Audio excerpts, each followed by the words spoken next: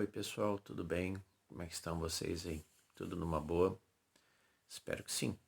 Aqui hoje nós vamos ter mais uma aula de tecnologia, tá? Nós vamos continuar falando sobre cyberbullying e vamos especificar aquelas pessoas, né, que costumam fazer o cyberbullying. Nós vimos que são três, né, segundo o site da Nova Escola e outros sites especializados, certo? Escola Brasil também. Então a gente vai falar agora essa semana um pouquinho sobre cada um deles, tá? Só um detalhe antes de começar. Na correção dos exercícios que eu passei a semana passada para vocês, várias pessoas relataram que já sofreram cyberbullying, que não desejam isso para ninguém, né? São coisas assim extremamente humilhantes, né? Que essas pessoas costumam fazer e ofendem a gente e acabam deixando a gente muito mal, né? Como já foi dito, a melhor forma de você combater isso daí é você bloqueando essas pessoas, tá? Normalmente elas são anônimas, usam perfis falsos. Então vocês têm que pegar e simplesmente acabar com isso, certo? Para que isso não continue, tá certo? Então hoje vamos fazer uma pequena especificação do que é e como vai ser, tá legal? Vamos lá?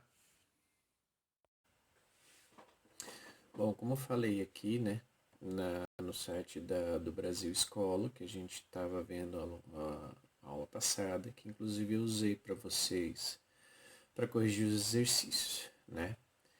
Então, aqui, ó, nós temos o hater, que é a pessoa que odeia, o sexting, que é aquela pessoa que usa as imagens das pessoas, a nudez, né, o sexo, o sensual para poder fazer divulgação indevida, tá? E o revenge porn, tá certo? Não sei se é assim que fala ou não, tá? Que é a vingança pornográfica, tá? Então a gente vai começar hoje pelo hater, tá bom? Andei dando uma pesquisada, tá? Nós temos aqui, isso daqui é um site da Clínica Vidia, tá? Esse artigo foi feito em novembro de 2017 e traz para a gente aqui, né, um significado legal do que é e quem são e como agem os hackers, tá bom? Então, olha lá. Hater é uma palavra de origem inglesa que significa os que odeiam, os odiadores. O termo é bastante utilizado na internet para classificar pessoas que praticam bullying virtual ou cyberbullying. Basicamente, o hater é uma pessoa que não está feliz ou satisfeito com o êxito ou conquista da felicidade de outra pessoa. Assim sendo, preferem atacar e criticar o indivíduo expondo as situações comprometedoras publicamente sobre essa pessoa, desvalorizando as suas ações e vitórias. O hater pratica o ato de odiar alguma coisa ou alguém. E essa expressão não está diretamente relacionada com a inveja, pois os haters não desejam ser ou possuir algo de alguém, mas sim apenas criticar e desvalorizar outra pessoa perante seu grupo social. O principal alvo dos haters são as celebridades e algumas demais figuras públicas. As redes sociais são as principais ferramentas de ataque dos haters, né? Então, olha lá. Haters gonna hate. Esta é uma expressão inglesa que é bastante popular na internet. Literalmente, os haters gonna hate significa odiadores irão odiar. Porém, a palavra haters é normalmente traduzida para invejosos, né? Ou inimigos, ou seja, os invejosos irão odiar. Ou os inimigos irão odiar. Nos últimos anos, tendo em vista o termo hater sendo usado diversas vezes, sinceramente não dava muita atenção ao assunto, né? No caso aí, essa pessoa que fez o artigo, ela viu que ela e o marido dela começaram a ser atacados virtualmente, certo? Naquelas correções que eu comentei com vocês, várias pessoas elas colocaram que elas foram, né, hostilizadas pela cor da pele, pelo tipo de cabelo, pelo fato de ser gordinho, né? Então, são pessoas que, no caso, né, elas odeiam simplesmente por odiar, né, por maldade, tá? A melhor forma de descobrir os haters ao nosso redor, veja bem, não é nem virtualmente, é em volta da gente. É como quando começamos a fazer ações positivas, né? O autor cita que os haters sempre estão passando por períodos difíceis de suas vidas. A maioria deles é amargo, sempre está reclamando de algo, é mal-humorado e sempre fica buscando defeito em tudo que o cerca. Olha que interessante, né? Então, normalmente, se a gente tem alguma pessoa nesse estilo em volta da gente, a gente precisa tomar cuidado, que esse é possivelmente um causador e um praticador de cyberbullying, né? Aí se pergunta, né, como uma pessoa pode viver assim? Haters somos com resfriados, eles contagiam os outros, né? Na nossa frente dá aquela risadinha, aquela pessoa falsa, aí por trás eles metem o pau, né? A gente conhece bem isso, infelizmente. Eles guardam qualquer novidade que você faça para lhe atacar. E realmente discutir com eles é inútil. Eles não discutem para provar algum ponto de vista, mas sim para fazer você se sentir mal. Ele fará isso mesmo que tenha que lançar mão de segredos que não deveriam ser revelados. Portanto, dar-lhe o poder não é uma opção. Então toma muito cuidado para quem vocês contam as coisas. Às vezes, esse falso amigo que vocês tanto gostam, tanto confiam, pode ser um hater. O único poder de um hater possui infligir a sua mente. Se você negar ao hater entrar em sua mente, tudo que ele estiver fazendo é inútil. Então, gente, a gente não pode dar bola, né? Simplesmente ignora, bloqueia e taca para frente. Se essa pessoa estiver do seu lado, simplesmente desfaz e vai para frente. De acordo com um estudo recente, existem pelo menos 917 grupos de ódios organizados nos Estados Unidos. O estudo é baseado em dados coletados, né, e apresentado em seu recenseamento anual. Analisou a presença de grupos de ódio no Twitter. A SPLC descobriu que o número de gastos e comentários e contas de grupos de ódio cresceu 900% nos últimos 2 anos. Olha que delícia. Por que odiamos? Os motivos são complexos, mas os seguintes são alguns fatores que podem desempenhar o papel para nos ajudar a entender o ódio e esperar trabalhar com mudanças. E espero trabalhar com mudanças. Medo do outro, olha só que interessante. Eles têm medo da gente, né? Por isso que eles detonam a gente. De acordo com a J. Martin, professor existente de Psicologia a Serviços Humanos, né? Uma razão pela qual odiamos é porque tememos as coisas diferentes de nós, né? Isso daqui é uma coisa comum. Normalmente a gente não gosta daquilo que a gente não conhece, daquilo que não compete a gente, né? Que a gente não gosta. Então, né, segundo o pesquisador, cita a teoria do grupo fora do grupo, que postula que quando nos sentimos ameaçados por pessoas percebidas, nós recorremos instintivamente ao nosso grupo. Ou seja, se eu estou no meio de um grupo que eu não conheço, que eu não gosto, a gente recorre ao nosso, né? Com a intenção de se juntar aos nossos e criticar, né? Aquele com quem nos identificamos com o mecanismo de sobrevivência. O ódio é conduzido por duas emoções-chave, olha que interessante, o do amor e da agressão. Amor, quem está dentro do grupo é favorecido. E agressão, quem está fora do grupo, o que foi considerado como diferente, ele é perigoso, é uma ameaça para o grupo, né? Outro tipo de gente, medo de nós mesmos. De acordo com Ashton DC, a psicóloga clínica Dana Harson, as coisas que as pessoas odeiam sobre os outros são as coisas que temem dentro de si mesmas.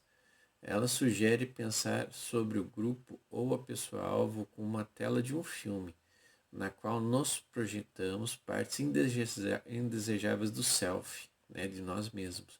A ideia não sou terrível, você é. Tá? Olha só que interessante. Esse fenômeno é conhecido como projeção, um termo cunhado por Freud, né, para descrever nossa tendência a rejeitar o que não gostamos em nós mesmos. Muito interessante. O psicólogo Bradford descreve ainda como projeção como nossa necessidade de ser bom, o que faz projetar maldade para fora e atacá-lo. Nós desenvolvemos esse método para sobreviver, pois qualquer maldade em nós coloca-nos em risco de sermos rejeitados e ficarmos sozinhos. Então reprimimos as coisas que achamos que eram ruins. Tá? Para a gente pode ser ruim, né? Mas e a pessoa? O que os outros nos disseram ou nos sugeriram, o que não era amável e moralmente reprovável. E nós empregamos o ódio e julgamento para com os outros. É o fato de julgar, né, gente? A gente não pode fazer isso com ninguém. Pensamos que é assim que alguém se livra de traços indesejáveis da nossa personalidade, mas que esse método só perpetua a repressão e que leva a muitos problemas de saúde mental. Então, normalmente o hater ele já tem o seu próprio, né, seu próprio problema. Falta de autocompaixão. O antídoto para odiar é a compaixão, tanto para os outros como para nós mesmos. A autocompaixão significa que aceitamos todo o eu. Se acharmos parte de nós mesmos inaceitáveis, tendemos a atacar os outros para se defender contra a ameaça. Se estamos bem com nós mesmos, vemos o comportamento dos outros na forma de sobre eles e podemos responder com compaixão. Se eu mantivesse o ódio no meu compaixão para o outro, eu também teria que me odiar. É somente quando aprendemos a nos abraçar com compaixão que podemos demonstrar isso em relação aos outros. Olha que interessante, né, gente? Preencher o vazio. O psicólogo Bernard Golden, autor de Superar a Raiva Destrutiva, Estratégias que Funcionam, acredita que, quando o ódio envolve a participação em um grupo, isso pode ajudar a promover um senso de conexão e de camaradagem que preenche um vazio na identidade. Ele descreve o ódio de indivíduos ou de grupos como uma forma de extrair-se na tarefa mais desafiadora e ansiosa de criar a própria identidade. Os atos de ódio são tentativas de distrair-se de sentimentos como desamparo, impotência, injustiça, adequação e vergonha. O ódio fundamentado em algum senso de ameaça percebida. É uma atitude que pode dar origem à hostilidade e agressão a indivíduos ou grupos. Como uma grande raiva é uma reação e distração de alguma forma de dor interior. O indivíduo consumido pelo ódio pode acreditar que a única maneira de recuperar algum senso de poder sobre sua dor é atacar. Olha só. Preventivamente os outros. Nesse contexto, cada momento de ódio é um indulto temporário do sofrimento interno. Olha lá, fatores sociais e culturais. A resposta para o motivo de odiar, de acordo com Silvia, né, presidente e fundador do Centro de Terapia Crítica, reside não só na nossa composição psicológica ou familiar, mas também na nossa história cultural e política. Vivemos uma cultura de guerra que promove a violência, né? A gente nem quase está vendo isso, né, povo? Na qual a concorrência é um modo de vida, diz ela. Temos o medo de nos conectar, porque exige que revelamos algo sobre nós mesmos. Somos ensinados a odiar o inimigo, o que significa alguém diferente de nós, o que deixa pouco espaço para a vulnerabilidade e uma exploração do ódio através do discurso empático e da compreensão.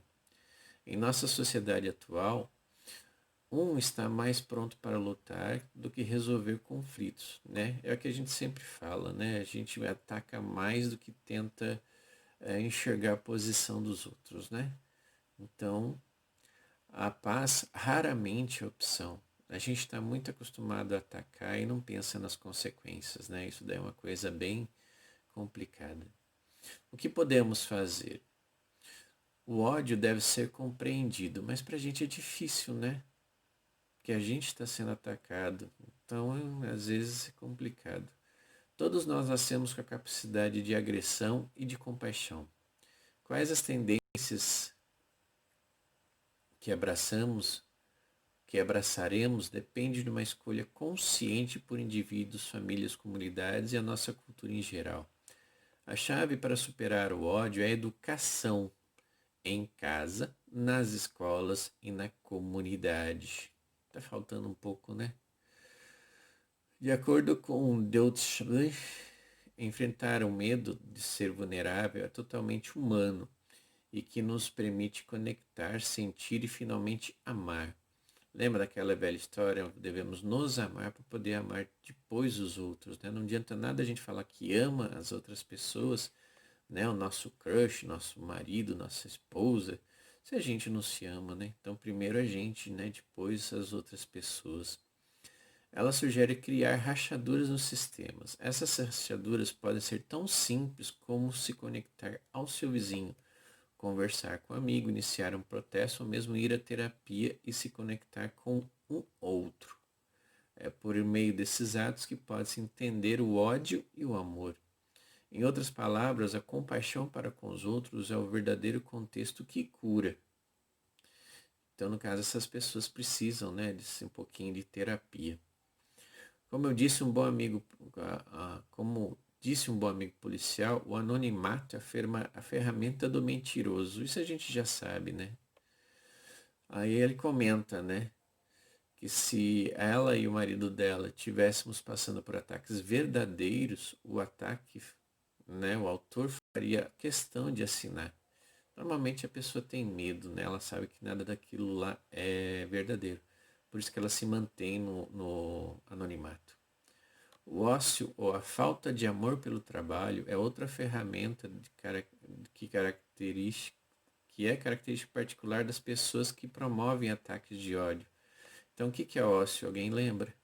É o fato de você não ter o que fazer, né? Então, vai arrumar o que fazer. Alguma coisa útil, né? A falta de compromisso com a vida, com a família, faz o indivíduo enlouquecer. Faz alguém ter tempo de sobra para ficar sentado atrás de um computador manipulando fotos e informações. Depois, quando se julga dono das informações, as lança de forma anônima numa rede pública denominada Deep Web, né, que é a nossa é, internet negra, né? Estamos sendo atacados por um indivíduo vil, inescrupuloso, sem honra ou coragem. Normalmente, né, quem se esconde por trás do anonimato, ele é covarde. Né? Ele não tem coragem de chegar na gente e falar nossa cara. Certo? Não há como provar nenhuma das acusações feitas, mas sem ter necessidade de defesa para cada mentira apresentada, consigo apresentar uma lista de verdades. Estamos do lado do bem. Tanto que todas as investidas têm pouca força e pouco alcance, né? No caso, o único alcance que existe é a gente. Por isso que ele é diretamente ligado a gente, né? Desde que começaram, somamos mais alunos em nossas escolas, mais trabalho e progresso em todos os sentidos, né? Nosso trabalho sério e espiritual nunca será maculado com a maldade, tá? Então tá aí a definição dos haters, tá certo? Espero que tenha conseguido definir.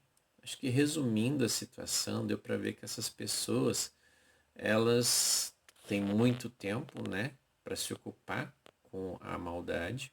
São pessoas que de uma forma ou outra, elas se julgam os fortões, se julgam os poderosos, né, que nem esse tourinho aqui, mas na verdade são pessoas que já foram, né, criticadas, já foram massacradas, ou então que simplesmente não aceitam o fator de você ser diferente. Então, como você é diferente e eles têm medo de vocês por isso, tá? Eles acabam te criticando e fazendo esse ataque anônimo, né, sem se identificar, tá? Então esse é um artigo da clínica Vidia, tá bom, que eu comentei com vocês, que fala aí de como eles agem e quem são, tá certo? Próxima aula nós vamos comentar uma outra parte, que é essa parte do sexting, tá? Vamos ver quem são e como agem eles, tá certo?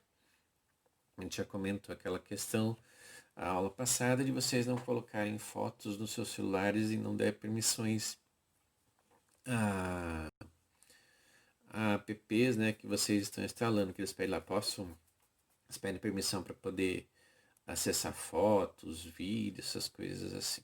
Nós vamos ver como é que eles agem e como é que acontece isso daí. Tudo bem, gente?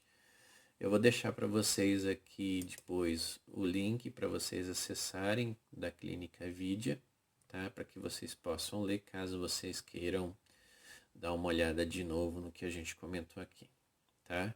Mas não esquece, se você for atacado, simplesmente pega, bloqueia, não aceita, tá? Tenha sempre perto de vocês um adulto que vocês confiam, seja pai, mãe, vovó. Não escondam deles, tá? Porque esse falso touro, tá? Ele é um covarde, tá certo? Ele não é nada. Então ele não tem direito nenhum de te atacar e de fazer o que ele anda fazendo. Tá bom, gente? Espero que vocês tenham aproveitado e seguido a minha aula até o final. Não esqueçam que daqui a 2 semanas teremos uma atividade aí sobre esse daqui, tá bom? Cuidem-se. Até. Abraços a todos e, pelo amor de Deus, fiquem em casa, não saiam se não precisa. Abraços a todos.